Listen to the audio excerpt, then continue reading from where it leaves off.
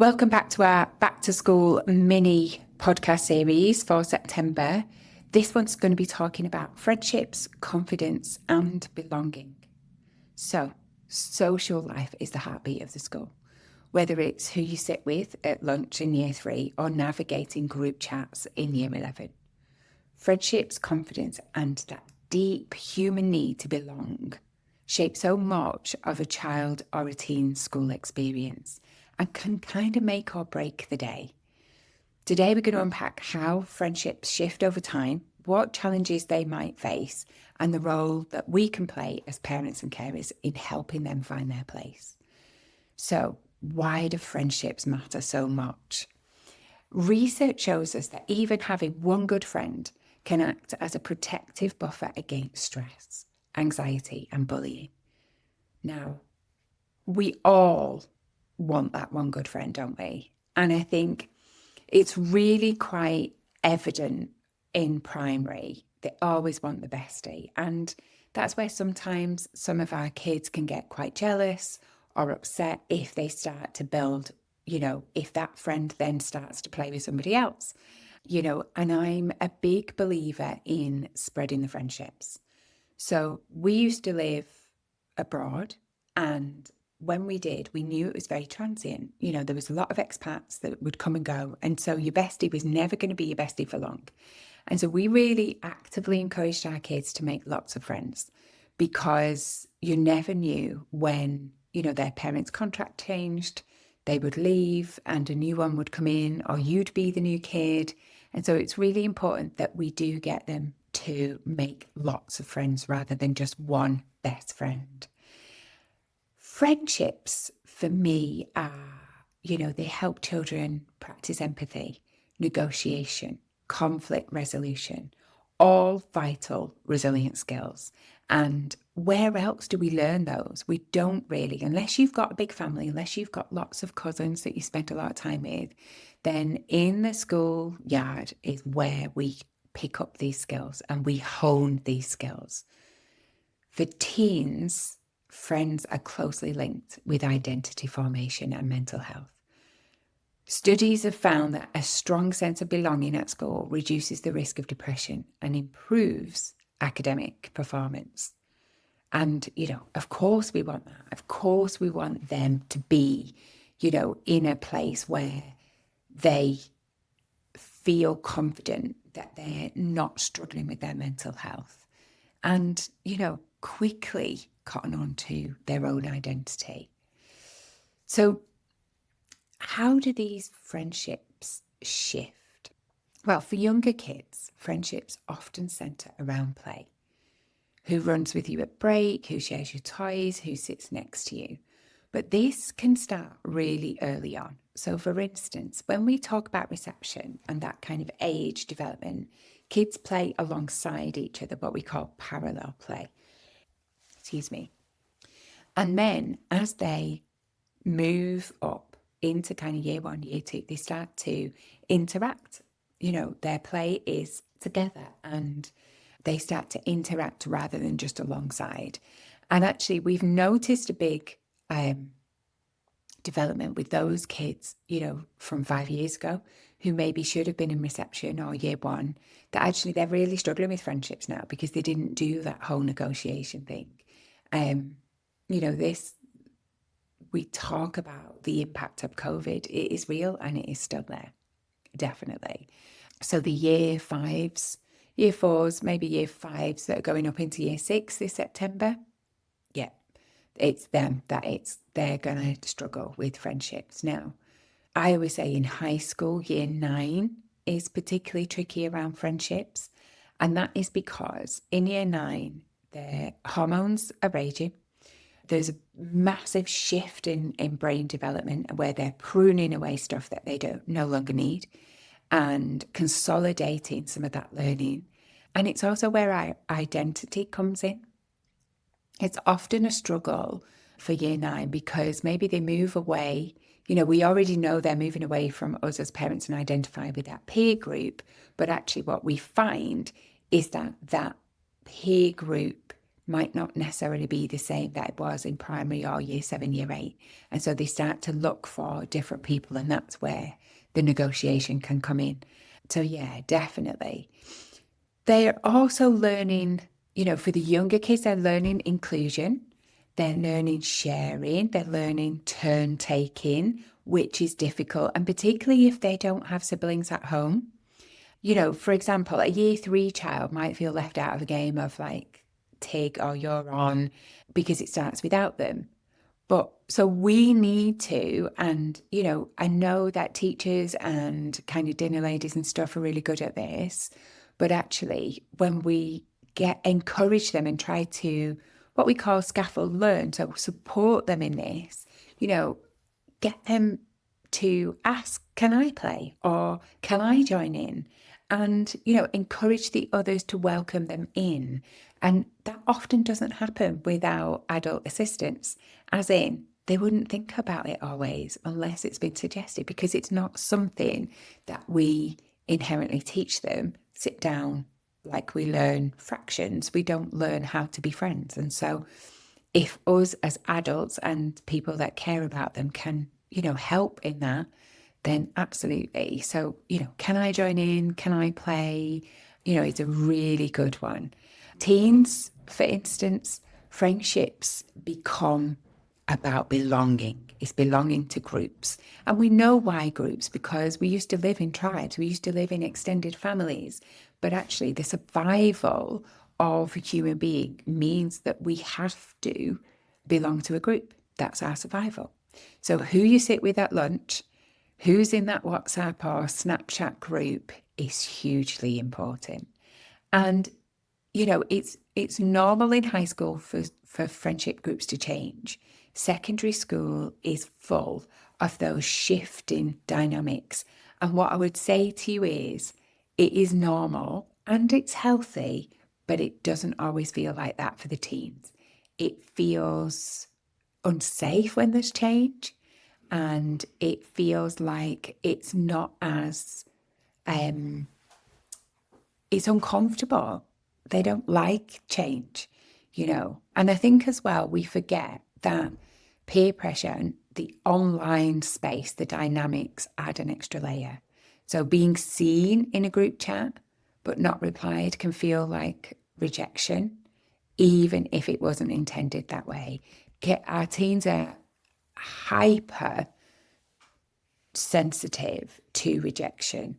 And that is that's just the average teen, let alone if you have a neurodiverse teen, say if they have got ADHD, rejection sensitivity literally hold hand. It's a cousin of ADHD. So, be aware that our teens are already sensitive to rejection.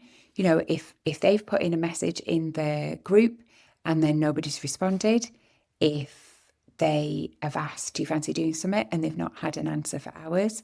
Now, for you and I, that wouldn't have been a thing as much. Well, if you're as old as me and you didn't have, lots of parents didn't have mobile phones when they were at school. It's those kind of things, isn't it, that we have to be aware of, because they're sat waiting. And actually, we need to say that we need to get them to understand that behaviour is very different to the person. And that behaviour, it might be that mate they've messaged has been banned off their phone. Mum and dad might have taken it off them for whatever reason. It might be they're asleep. It might be they're doing homework and they've switched notifications off.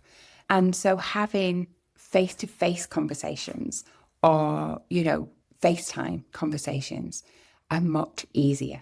And because they're not open to that feeling of rejection, and they're not open to the feeling of being left or miscommunication in any way. So I think, they have a lot to navigate that we probably didn't at the time. So how do we help them navigate these challenges? So for primary kids, role playing, practice how to ask joining in for a game. Like, give them phrases like, can I play? Do you want to be on my team? Can I join in? Things like that. Get them to problem solve. What do you think? So that's happened today. What do you think you could say or do that would help? And then also get them to encourage noticing others who might be feeling left out or, actually being left out, and getting them to be the ally, getting them to invite them in as well. And you're not only encouraging empathy, but you're also shifting the dynamics as well, which is really cool. So for teens, talk through social scenarios. So what if my friend blanks me in the group chat? What? Okay, so they do. What you're going to do about it? Get them to, problem solve rather than you coming up, oh, just ignore them. Because that's what we want to do. We want to say, just ignore it. But the reason that we're saying ignore it is because we want to fix it. We want it to go away because we're feeling that hurt as well. We're feeling that uncomfortableness on behalf of our teens. We have mirror neurons in our brain that when somebody else is going through something, it flashes the same way for us, and particularly for our kids. So what I would say to you is get them to problem solve. Well, what can you do? And some of the responses I've already given you earlier. So yeah, encourage boundaries as well. Like, it's okay to mute a chat. It's okay to take a break or choose to spend time with, really think about who you want. I always say that sometimes, the most popular kids in school are not always the kindest. Some are, but not always. Are they the kind of people that you want to hang about with? What is it that you want from a friend? I've just done a piece of work last week with a young teen student of mine. And what we'd noticed when we were looking at friendship dynamics is that we think that if somebody wants to be friends with us, we're really grateful. We're really grateful, aren't we? But what if they're not the kind of friend that we want? What if they're the kind of friend that maybe messes about in class and gets in trouble? You're going to be tarred with your own toothbrush. You're with their brush. You're going to be tarred with, their brush. You're a troublemaker. You're disruptive. And actually, you're probably not. And I think teaching teens that, they can choose who to be friends with rather than just be grateful that somebody's chose them is really important. And I always talk, so I do like a little exercise with them about what do they want out of friendships, what's a non-negotiable, and what do they need. So they might need somebody to have a sense of humour because, school's hard, teendom's hard. Maybe they want somebody to have something in common with them. Maybe, that could be music, that could be wanting to go to concerts, that could be, maybe they do crafts, maybe they go to football, whatever it is, they might want that in their friend. But there might also be non-negotiable. So you're not saying that you don't want them to mess about in class, but, you don't want somebody seeking out trouble. Maybe you don't want, if they're racist, like I have a very open and honest conversation with my teens that I see as clients and say, where do you stand on the whole, racism, sexism, things like that? Do you want a friend that is chatting racist stuff? And often they come very hard down on that. No, that's a non-negotiable. Well, if there is a person in your group that is like that, then what are you going to do about it? Because actually you've just said that's a non-negotiable to be your friend. And it gives them a sense of power and a sense that they can choose their own friendships rather than just waiting who's going to be friends with them, for sure. So yeah, absolutely encourage boundaries and reassure them, I think, that friendships ebb and flow. It's part of growing up. I often talk, and a friend of mine, the lovely Sam and Roy Newey, good mates of mine, who talk about friendship as a journey, as a train journey. Some hop on for one stop, some hop on for 5 stops, some hop on, for a good old bit of the journey. But actually, not everybody has to be on that train journey with you. And that's really important, I think. So how do we build their confidence? Because we're talking about friendships, we're talking about confidence and belonging. So how do we build confidence in our younger kids. So one is, I always go, think about the 3 proud moments. So whether it's in the morning as they're having breakfast or before they go to bed of a night, what's 3 proud moments you had today? That really builds their self-worth outside of friendships, which is really important. Encouraging them to do new things. So join a new club, which I'm massive advocate for, because your school friendships, sometimes you feel like that's all there is, but actually having friends outside of school means that you can compare and contrast. And often when you're in a club, you're all in it because you want to do this whatever thing, whether it's a drama club, whether it's a, sports club, you all have something in common, and friendships tend to be different and easier there. And then that's when they start to compare and contrast. And also encourage them to widen their friendship circle. So I've got quite a shy young person, and they have started to join a choir. They like music. They were a bit shy about joining. We knew somebody who was already there. And so it was really important that they had that little link in. And the teacher that ran the choir was just brilliant. It really encouraged them softly, and now they absolutely love singing. They've come on leaps and bounds. They've learnt new skills. Isn't that what it's about? They've got new friends, and that's just amazing, isn't it? Teens, set a challenge. Set a little small challenge each week. Maybe it's answering a question in class, inviting someone new to sit with them at lunch, trying out a new society or sports club. I think for me, we have that confidence, and we have that little comfort zone that we have, don't we? But we only get more confident by stretching that. And then that becomes our new norm. And they become more confident in that. And then we'll stretch it again. And it gets bigger and bigger until actually we're really confident at most things, not everything. I had a teen that was really nervous about starting sixth form this year. And we were talking about, okay, what's one thing that you enjoy doing, but would put you out of your comfort zone and really improve skills and help you with your confidence? And they decided to join the debate club, which was a bit of a thing. They were really, really nervous. And we just said, just go once, right? Just go once. And if you don't like it, you don't have to go again, but just give it a go. Because they were the one who would debate around the table at dinner until they were blue in the face, but would not do that in a class, would not do that at school. And so because a lot of people, they didn't know at sixth form, they didn't feel that judgment. And actually they turned up, there was somebody else they knew there, which was really cool. But actually it just meant that it gave them, opened that door to new friendships. And it's really, helped them with their confidence. So what's our role? What's the parents' role in all this? Well, one, model friendship yourself.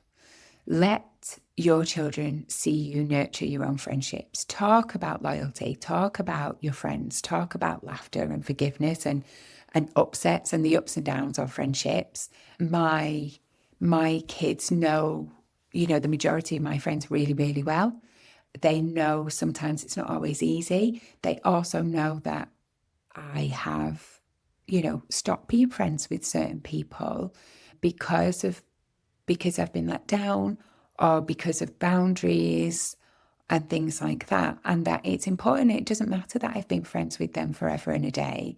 If actually I feel that they're being disrespectful or they're not there for me as I've been there for them, then that's a shift in friendships, isn't it? And it's okay. And you know what? You can let them go with lots of love, and you can remember the good times, but you can say, do you know what? Actually, I'm not putting my energy into that anymore. And as sad as it is, it's really important. It's part of life. It's absolute part of life. And us saying that, us modeling that is really important.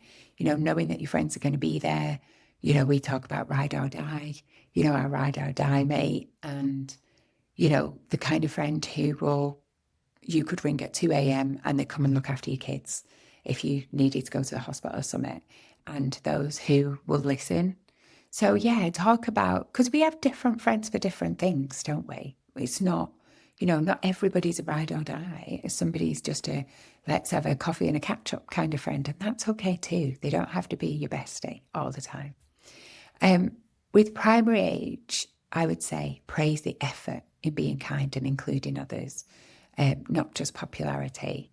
That does shift as they get to year 6 and then go up to high school. But, if you can instill it now, the effort that they're putting in including others, then yeah, absolutely. Something like, I noticed that you invited me into your game today. That was really kind. Or I heard the way that you spoke about, your friend, and that was really lovely. And I'm proud of that. With teens, validate their feelings, like all day long, always, always validate their feelings. Don't dismiss friendship dramas as silly. To them, they're huge, that it hurts, it physically hurts them. Remind them about the shift, the train journey of friendships. Some last, some don't, and that's absolutely normal. And you know what? It's healthy. It's really healthy. And then I guess to kind of close and takeaway would be confidence and belonging grow just as much in the playground as in the classroom. Our role isn't to rescue and it isn't to fix every social issue. And do you know what? Unless someone's getting hurt, don't get involved as a parent. It will not lead to good things. You will end up falling out with the parent or the kids, and the kids will then be back friends. I always remember my mum saying that. Don't ever get involved because you'll end up having an argument with that parent and the kids have already made friends before you even finished. So yeah, be there to guide, equip, help them, upskill them in some of the phrases and the modelling, and cheer them on as they take brave steps into making new friends, including new people, things like that. But I guess what I'm saying to you is guide, don't rescue, help them problem solve and cheer them on, be that cheerleader for every step, because it is a brave one, whether they're little and it's in, it's in the playground or it's in the sixth form common room. Or if, like me, you are having yours go off to uni and they're making new friends in the halls of residence or on their course, be interested, connecting, and just guide them on the way. So that's it for this podcast. But just before you go, pin your ears back. We have new merch, and we have specifically geared up and partnered up with the amazing Rachel, who really gets us. She totally gets what we're trying to do here at The Resilient Kid. And by that, what I mean is that we have asked her to design a range of clothes that is going to help us get those dopamine fixes for our kids and us, that we are a little bit sassy, so we want stuff that's going to be funny and stuff that's going to support. And I think she's absolutely smashed it. We have got weighted blankets on with our positive affirmations. We have got cups with sassy logos on. We have got hoodies that have got fidget toys in the pockets for the kids. We've got it all, and it is growing. So we cannot wait for you to see them. So please look out. If you want to be on our priority list for when these all get released, please, drop us an email either at hq@theresilientkid.co.uk or ashley@theresilientkid.co.uk. If you have a coach that works with you, then reach out to one of your coaches. They'll be able to get their hands on them earlier too, which is cool. And we just can't wait to share them with you. They're going to be amazing. So take care, everyone. I hope school is going well. And just so you know that we are sending you lots of love and we're here with you every step of the way.